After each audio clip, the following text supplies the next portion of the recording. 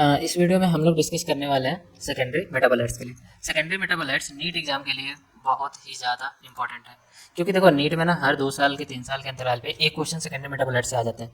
और recent year में तो पूछने लगा, काफ़ी सेकेंडरी मेटाबोलाइट्स पूछने लगा, तो ये हमारे लिए इंपॉर्टेंट है। होता क्या है देखते हैं। पहले समझते हैं कि सेकेंडरी मेटाबोलाइट से पहले मेटाबोलाइट्स क्या होते हैं। तो मेटाबोलाइट्स देखो, एक चीज़ क्या है कि हम लोगों ने लिविंग ऑर्गेनिज्म का ना केमिकल एनालिसिस किया था, लिविंग ऑर्गेनिज्म का केमिकल एनालिसिस किया था, वो वीडियो बड़ी हुई है। अब उसको केमिकल एनालिसिस करने पे जो हमें ना उसमें से जो मॉलिक्यूल्स मिलते थे उसको हमने नाम दे रखा था बायोमॉलिक्यूल्स। अब ये जो बायोमॉलिक्यूल्स पाए जाते हैं लिविंग ऑर्गेनिज्म में, ये करते क्या है, लिविंग ऑर्गेनिज्म के मेटाबॉलिज्म को मेंटेन करते हैं। अब मेटाबॉलिज्म में क्या आता है तो पता ही है, डाइजेशन हुआ, सर्कुलेशन हुआ, रेस्पिरेशन हुआ, एक्सक्रीशन हुआ, ठीक है।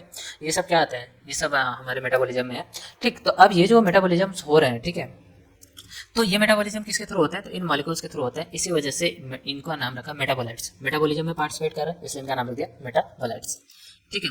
अब ये जो मेटाबोलाइट्स होते हैं, तो मेटाबोलाइट्स को देखोगे तो अगर मेटाबोलाइट्स के टाइप्स की बात करें तो मेटाबोलाइट्स 2 टाइप्स के होते हैं, एक प्राइमरी होता है, एक सेकेंडरी होता है। एक प्राइमरी मेटाबोलाइट्स होता है और एक सेकेंडरी मेटाबोलाइट्स होता है। प्राइमरी मेटाबोलाइट्स क्या होते हैं, ऐसे मेटाबोलाइट्स होते हैं जो इन्वॉल्व होते हैं नॉर्मल फिजियोलॉजिकल फंक्शन में, ठीक है। और सेकेंडरी मेटाबोलाइट्स क्या होते हैं, not involve, normal physiological function में ये इन्वॉल्व नहीं होते हैं, ठीक। तो इनका फिजियोलॉजी में कोई इंपॉर्टेंस नहीं है, बट ध्यान रखना, इकोलॉजिकल फंक्शन होता है इनका। इसको हम लोग डिस्कस करेंगे इकोलॉजी में, ठीक है। तो इनका नॉर्मल फिजियोलॉजिकल फंक्शन नहीं होगा, बट इकोलॉजिकल फंक्शन होगा, जिसको हम लोग डिस्कस करेंगे कहाँ पे, इकोलॉजी में।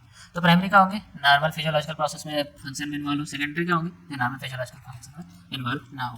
तो यहाँ पे ये जो टेबल है, ये एनसीईआरटी का टेबल है 9.1, ठीक है, जिसके बारे में पीछे भी हम लोग डिस्कस कर चुके हैं। ये एक्चुअल में प्राइमरी मेटाबोलाइट्स का टेबल है।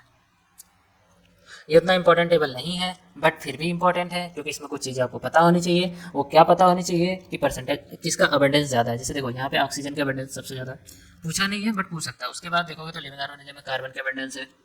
उसके बाद लिविंग ऑर्गेनिज्म में अपन देखेंगे नाइट्रोजन का अबंडेंस है, ठीक है। उसके बाद जब इस ऑर्डर में तुम आगे जाओगे तो तुमको मिलेगा कि कैल्शियम का अबंडेंस है। तो ये ऑर्डर पता होनी चाहिए कि लिविंग ऑर्गेनिज्म सबसे ज़्यादा ऑक्सीजन पाया जाता है, फिर कार्बन पाया जाता है, उसके बाद नाइट्रोजन पाया जाता है और कैल्शियम पाया जाता है, ओके, ठीक। तो प्राइमरी मेटाबोलाइट्स के टेबल में बस इतना ध्यान रखना। सेकेंडरी मेटाबोलाइट्स का टेबल, ये भाई इंपॉर्टेंट नहीं है, वेरी वेरी इंपॉर्टेंट। इसको तो तुम भूलना ही मत यार, किसी भी कीमत में मत भूलना इसको। तो मैं कहूँगा कि इसको काट कर ना चिपका लो दीवार पे सामने, डेली रिवाइज करो इसको, मतलब ये तुम्हारे खून में होना चाहिए, ठीक। अब क्या क्या इसमें ध्यान रखना है, बहुत ज़्यादा, तो बहुत ज़्यादा में ध्यान रखने में तुमको 2-3 चीज़ें ज़्यादा ध्यान रखनी है, बट ध्यान सारे रखो, ठीक है, क्योंकि नीट का कोई भरोसा नहीं है, पैटर्न में कुछ भी पूछ सकता है। रिसेंट ईयर में ये पूछा जा रहा है। पिगमेंट की बात करें तो पिगमेंट 2 है, carotenoid, anthocyanin. Alkaloid, morphine, codeine, important, mark कर लो। एल्कलाइड्स तुम्हें पता होने चाहिए, मार्फिन और कोडेन होते हैं। टर्पेनॉइड्स में अगर देखोगे तो मोनोटर्पेन, डाइटर्पेन्स, कोई बात नहीं, इसको तुम आसानी से याद कर सकते हो, टर्पेन, टर्पेन, टर्पेन, तो मोनोटर्पेन, डाइटर्पेन, टर्पेनॉइड। इसेंशियल ऑयल्स की बात करोगे तो जो लेमन ग्रास ऑयल होता है वो इसेंशियल ऑयल है, तो इसको भी इजीली याद कर सकते हो, essential oil, lemon grass oil, lemon grass oil, essential oil, ठीक। टॉक्सिन इंपॉर्टेंट है क्योंकि ये थोड़ा सा बोल सकते हो, तो टॉक्सिन, एवेरिन, वेक्सिन, ध्यान रखना। लैक्टिन्स वेरी इंपॉर्टेंट, लैक्टिन्स ध्यान रखना, कनकाना वाले नहीं होता है, तो पूछ लेगा कि which of the following is lectins, तो उसमें एक ऑप्शन रहेगा कनकाना वाले ए, ये बोल सकता है कनकाना वाले ए इच, तो उसमें एक ऑप्शन होगा लैक्टेंस। ड्रग की बात करें तो विनब्लास्टिन, कुर्कुमिन ड्रग होता है, इंपॉर्टेंट है। पॉलीमेरिक सब्सटेंस, रबर, गम, सेलुलोज, ये तीनों जानते ही हो, ये तीनों के तीनों पॉलीमर होते हैं। नहीं जानते हो तो भी कोई बात नहीं, घबराने की जरूरत नहीं है, पॉलीमर में अपन पढ़ेंगे केमिस्ट्री में, ठीक है। तो पॉलीमेरिक सब्सटेंस क्या होते हैं, रबर, गम, सेलुलोज। अब यहाँ पे एक खास बात ध्यान रखना, इसमें जितने भी ये सेकेंडरी मेटाबोलाइट्स का जो टेबल है, ये सारे के सारे सेकेंडरी मेटाबोलाइट्स एक्चुअल में प्लांट के हैं। ये सारे के सारे किसमें मिलते हैं, प्लांट्स में मिलते हैं, ये ह्यूमंस के नहीं है, ठीक। तो इसलिए ये ह्यूमंस के कभी कभी काम आ जाते हैं, तो ज़्यादा ध्यान क्या रखना। लैक्टिन्स, कनकाना वाले नहीं, ये lectin drug, vinblastine, curcumin drug, toxin, एवेरिन, वेक्सिन, टॉक्सिन, एल्कलाइड, मार्फिन, कोडेन।